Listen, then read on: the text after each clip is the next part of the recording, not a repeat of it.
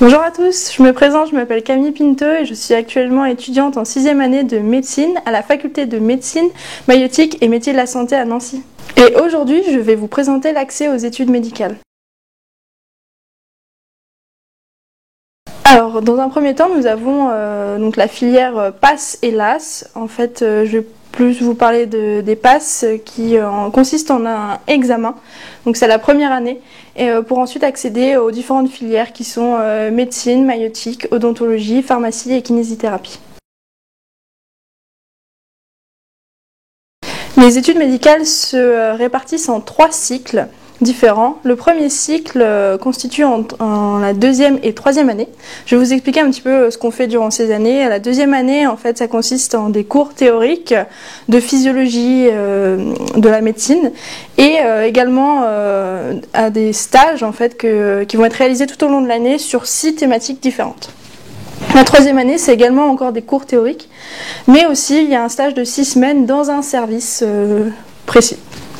Le second cycle, donc c'est l'externat qui regroupe les 4e, 5e et 6e années, en fait, à partir du moment où vous allez être à moitié du temps à l'hôpital et en révision sur des modules, donc par exemple la cardiologie, la pneumologie, pour élargir les connaissances. Il reste le 3e cycle qui est l'internat. Donc à partir du moment où vous choisissez votre spécialité, vous êtes constamment à l'hôpital.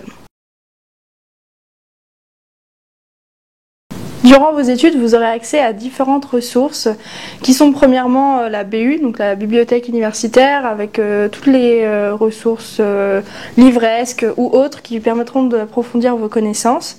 Il existe également différentes associations étudiantes, par exemple le TCN, qui vous proposeront des ateliers pratiques, mais également des cours en plus.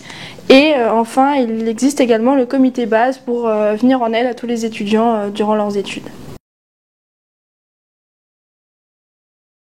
Alors l'examen de la 6e année se divise en 2 parties. Il y a les EDN qui constituent en fait la partie écrite des examens et il y a également les ECOS qui sont la partie pratique, orale de l'examen. Comme conseil que je pourrais donner, c'est être constant. Quand on commence les études, c'est avoir un rythme régulier et s'y tenir durant toutes les études.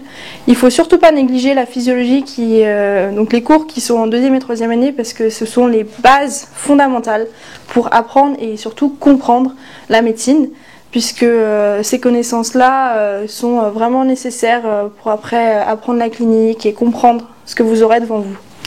Il y a également les stages qui sont très importants pour justement apprendre la clinique, pour aller à l'hôpital, même pour voir des patients, pour d'un côté avoir les connaissances théoriques et les mettre en œuvre avec la pratique, mais également voir du monde, connaître l'hôpital, voir les patients. C'est ça qui va vous apprendre à réagir à des situations que vous aurez après en tant que médecin. Donc c'est très important d'allier les deux, que ce soit la théorie, la physiologie, les cours, mais également les stages. Et ça vous apportera énormément pour être un bon médecin futur.